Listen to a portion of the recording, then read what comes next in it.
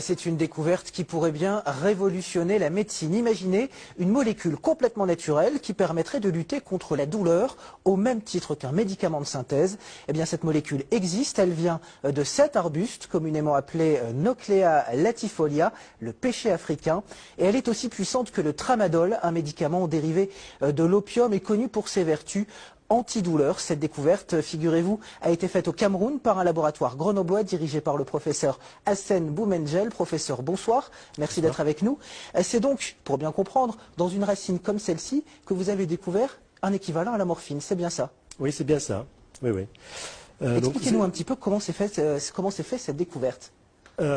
Ce travail a été initié en 2009 quand mon collègue, le docteur Michel Devard, de l'Institut des neurosciences de Grenoble, recevait dans son laboratoire un étudiant camerounais qui est venu dans le cadre de sa thèse de doctorat pour travailler sur cette plante, la Nauclea latifolia.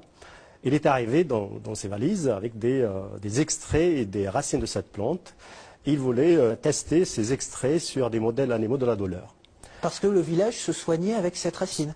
Tout à fait. En Afrique, on se soigne avec ces racines. Lui-même, cet étudiant en question, se soigne avec cette plante. Et donc ici à Grenoble, il a fait un travail exploratoire d'extraction, de fractionnement. Et il a évalué ces fractions sur les modèles animaux de la douleur. Et il a identifié une fraction qui sortait du lot, qui était très active sur tous les modèles animaux de la douleur. Et c'est là que vous avez découvert que la molécule de cette racine est strictement équivalente à celle contenue dans le tramadol, qui est pourtant une molécule de synthèse. Voilà. Ça, c'était la première phase du travail. La deuxième phase, on voulait savoir ce qui existe dans cette fraction. C'est à ce titre-là que mon collègue Michel Devard m'a contacté.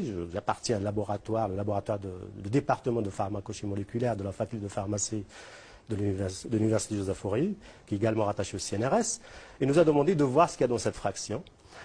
Et donc, on a mené toute une série d'analyses pour identifier à la fin une molécule identique au tramadol. Qu'est-ce que ça peut changer que la molécule soit naturelle? Vous me parliez, avant de préparer cette interview, vous me disiez que ça pouvait éventuellement avoir des conséquences directes sur les populations africaines. En effet, cette découverte peut laisser penser que les populations locales pourront avoir accès à cette source de traitement bon marché. Et cette découverte valide également quelques concepts de la médecine traditionnelle. Parce que le Nauclea latifolia est un arbuste très répandu dans toute l'Afrique subsaharienne. Il est très répandu dans toute l'Afrique subsaharienne et toutes les populations de ces zones l'utilisent, notamment les racines, pour se soigner contre la douleur, les épilepsies, la fièvre, le paludisme. Et pour nous, qu'est-ce que ça change que ce soit une molécule naturelle plutôt que synthétique? Au point où on est aujourd'hui, la molécule qu'on a trouvée, elle est vraiment identique au tramadol de synthèse. Donc je dis que ça ne change pas grand-chose. Le vrai changement, ça va être pour les populations locales.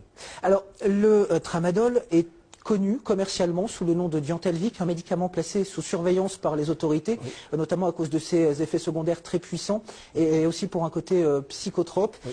Est-ce que cette molécule peut potentiellement avoir les mêmes effets ou au contraire va-t-elle atténuer les effets négatifs du Diantelvic? Tout à fait, le tramadol peut entraîner des problèmes de dépendance, bien que l'effet de dépendance soit moins prononcé que par exemple l'effet de la morphine.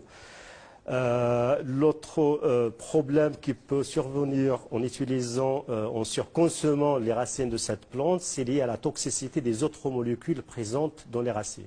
Donc cette racine est une bonne solution pour la médecine, notamment en Afrique, mais pour l'instant, pour nous, au stade actuel, elle ne va pas encore changer. Elle ne va pas encore changer grand-chose. Merci beaucoup, professeur, pour cette découverte et merci d'avoir été avec nous. Merci.